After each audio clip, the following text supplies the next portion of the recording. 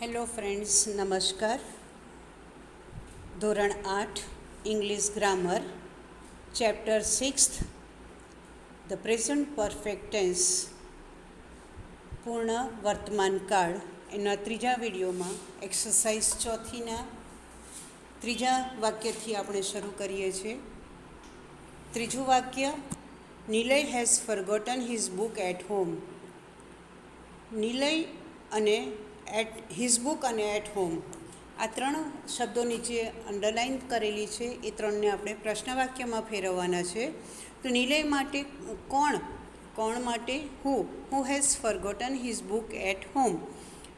પછી his book, શું ભૂલી ગયો નિલેશ ઘરે, તો શું માટે what has Nilay forgotten at home. અને એટ હોમ જવાબ મેળવવા માટે ક્યાં, તો where has Nilay forgotten his book. ચોથું વાક્ય, Sanjay has thrown the stone at the dog. Sanjay કરતા છે માટે હુંથી પ્રશ્ન વાક્ય બનાવીશું મિત્રો. Who has thrown the stone at the dog, જવાબ મળશે સંજય. અને ધ સ્ટોન, સંજયે શું કૂતરા તરફ ફેંક્યું, શું માટે what has Sanjay thrown at the dog, જવાબ મળશે ધ સ્ટોન. પાંચમું વાક્ય, the children have gone to school. The children અને ટુ સ્કૂલ. ધ ચિલ્ડ્રન બહુવચન છતાં પણ હુની સાથે હેઝ જ વપરાશે મિત્રો. Who has gone to school. શાળાએ કોણ ગયું, આપણે ચિલ્ડ્રન બહુવચન છે છતાં પણ હેવ મૂક્યું, કારણ કે મેં તમને આગળ સમજાવ્યું છે હુની સાથે હેઝ જ જાય. જવાબ મળશે ધ ચિલ્ડ્રન. અને ટુ સ્કૂલ, ક્યાં ગયા હતા બાળકો, તો વેર હેવ ધ ચિલ્ડ્રન ગોન, જવાબ મળશે ટુ સ્કૂલ. આગળ મેં સમજાવ્યું હતું એમ મિત્રો, પ્રશ્ન વાક્ય બનાવીએ તો પ્રશ્નાર્થ ચિહ્ન કમ્પલસરી, અને સાથે સાથે એમાં જવાબ લખવાનો હોતો જ નથી. ઘણા મિત્રો આ ભૂલ કરે છે. આવી ભૂલ નહીં કરતા, વાક્યમાં જવાબવાળો શબ્દ આવવો જ જોઈએ નહીં. છઠ્ઠું વાક્ય, mother has backed a cake in the morning. હવે બેક્ડ, તમે તમે ભૂતકાળના રૂપને બોલો છો ને, તો કેવી રીતે બોલો છો, પ્લેડ, લાફ્ડ, બેક્ડ. તો ડનો ઉપર બહુ ભાર નહીં આપવાનો, ખાલી આપણને એનો ઉચ્ચાર જ સંભળાય ડનો, એ રીતે બોલવાનું. Who has backed a cake in the morning. તો મધર મળશે આપણને જવાબ, કે મધરે સવારમાં કેક બનાવી હતી. અ કેક, મમ્મીએ સવારે શું બનાવ્યું. What has mother baked in the morning. સમય જાણવો છે ઇન ધ મોર્નિંગ માટે, when has mother baked a cake. સાતમું વાક્ય, Sandhya has sung the song in the party. Sandhya કરતાના માટે પ્રશ્ન વાક્યમાં હુંથી લખીશું. Who has sung the song in the party. The song, જવાબ મેળવવો છે તો સંધ્યાએ પાર્ટીમાં શું ગાયું માટે વોટ હેઝ સંધ્યા સંગ ઇન ધ પાર્ટી. અને ઇન ધ પાર્ટી, ક્યાં, સ્થળ માટે વેર હેઝ સંધ્યા સંગ એ સોંગ. આઠમું વાક્ય, the gardener has put the flowers in a vase. The gardener, the flowers અને ઇન એ વાઝ યાની ફૂલદાની. એ ત્રણ શબ્દોના આપણે પ્રશ્ન વાક્ય બનાવવાના છે. ધ ગાર્ડનર માટે હું વાપરીશું, who has put the flowers in a vase. જવાબ મળશે ગાર્ડનર. અને ધ ફ્લાવર્સ માટે વાઝમાં શું મૂક્યું, શું માટે what has the gardener put in a vase. અને ઇન એ વાઝ એટલે ક્યાં, where has the gardener put the flowers. નવમું વાક્ય, they have return a letter last week. They, a letter અને લાસ્ટ વીક, ત્રણ નીચે લાઈન દોરી છે મિત્રો. ધે માટે who has return a letter last week. જવાબ મળશે they. A letter, what have they return last week. હવે ધે છે માટે અહીંયા કરતાં આપણને નિશ્ચિત છે માટે વોટની સાથે મેં શું મૂક્યું મિત્રો, have. What have they return last week. અને ત્રીજું, લાસ્ટ વીક, સમય માટે when have they return a letter, તો જવાબ આવશે લાસ્ટ વીક. 10મું વાક્ય, Deepak has lost his pen. Deepak કરતા છે, who has lost his pen. Pen નહીં બોલવાનું, પેન બોલીશું તો શું થઈ જશે, PAN, પેન એટલે તવો. એટલે ઉચ્ચારમાં પણ ખૂબ ધ્યાન રાખજો મિત્રો. પેન, PAN, અને પેન, PEN લખવાની pen. Who has lost his pen, અને હિઝ પેન માટે વોટ હેઝ દીપક લોસ્ટ, દીપકે શું ગુમાવ્યું, તો જવાબ મળશે હિઝ પેન. હવે 11મું વાક્ય મિત્રો ખૂબ લાંબુ છે અને 4 પ્રશ્ન વાક્ય બનાવવાના છે અને લીટીઓ આપી છે 4, એમાં માઈ શકતા નથી. તો આપણે શું કરીશું, પહેલાં જે 2 પ્રશ્ન બનાવીશું એ ઉપરની 4 લીટીમાં, એટલે પહેલો પ્રશ્ન 2 લીટીમાં અને બીજો પ્રશ્ન પણ 2 લીટીમાં લખીશું.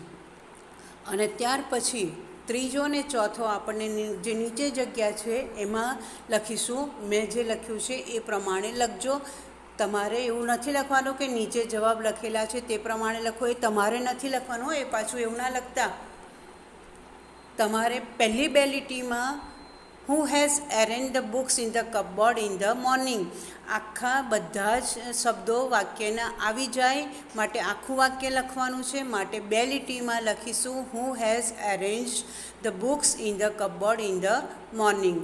અરેન્જ બોલો અથવા અરેન્જ બોલો, બંનેનો ઉચ્ચાર સેમ અલગ અલગ છે. ખાલી વાક્ય શબ્દ જુદી રીતે ઉચ્ચાર કરીએ છીએ. તો 2 લીટીમાં પહેલો પ્રશ્ન. હવે બીજી 2 લીટીમાં તમારે શું લખવાનું છે, વોટ હેઝ સૌમિલ એન્ડ સંકેત arranged in the morning, in the cupboard in the morning. હવે અહીંયા મેં હેઝ અને હેવ બંને લખ્યું છે, બરાબર. તો અહીંયા શેના માટે, કર્મ માટે છે, કર્તા માટે નથી. કર્મસૂચક શબ્દ બુક્સ છે એટલે આપણે મૂકવાનું તો હેવ આપણને ખબર છે, પણ આપણને ખબર નથી પણ હોતી કે કર્મસૂચક શબ્દ એકવચનમાં છે કે બહુવચનમાં છે. માટે અહીંયા મેં જે વોટની પછી જે હેઝ મૂક્યું છે એ પણ મુકાય અને અહીંયા આપણને ખબર છે માટે હેવ પણ મુકાય છે. એટલે મેં ઉપર કૌંસમાં હેવ પણ લખ્યું છે. માટે વોટ હેઝ સૌમિલ એન્ડ સંકેત arranged in the cupboard in the morning. તમારે એ પ્રશ્ન બીજા 2 લીટીમાં લખવાનો છે. મેં આ જે જવાબ મેં લખ્યું છે ને, નીચે જવાબ લખેલા છે તે પ્રમાણે લખો. એ વાક્ય તમારે લખવાની જરૂર નથી, એ નથી જ લખવાનું. એ 2 લીટીમાં બીજો પ્રશ્ન અને ત્યાર પછી ત્રીજો ને ચોથો 11 નંબર મારી અને મેં જે નીચે લખ્યું છે એ પ્રમાણે લખજો. તો ધ બુક્સ એ ઉપર આવી ગયો. ઇન ધ કપબોર્ડ, સ્થળ જાણવા માટે આપણે નીચે લખીશું. તો સ્થળ જાણવા માટે વેરથી આપણે વાક્ય બનાવીશું. અને સૌમિલ અને સંકેત 2 કરતા છે માટે અહીંયા હેવ મૂક્યું છે. વેર હેવ સૌમિલ એન્ડ સંકેત arrange the books in the morning, જવાબ મળશે ઇન ધ કપબોર્ડ. અને છેલ્લે ઇન ધ મોર્નિંગ સમય માટે વેન હેવ સૌમિલ એન્ડ સંકેત arrange the books in the cupboard. મિત્રો આ રીતે લખજો, પણ મેં જે આ નીચે જવાબ લખેલો છે એ વાક્ય તમારે લખવાની બિલકુલ જરૂર નથી.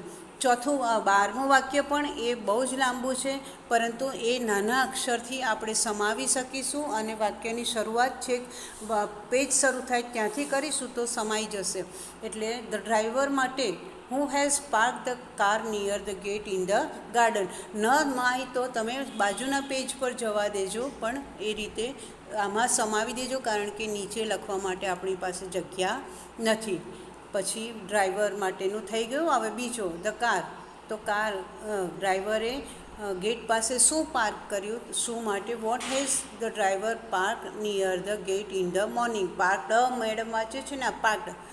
ઓકે, તો ધ કાર. હવે નિયર ધ ગેટ, ક્યાં, સ્થળ જાણવા માટે. Where has the driver park the car in the evening. અને છેલ્લે સમય જાણવા માટે when has the driver park in the car near the gate. શું કાઢી નાખ્યું મિત્રો, સમય જાણવાનો ઇન ધ ઇવનિંગ.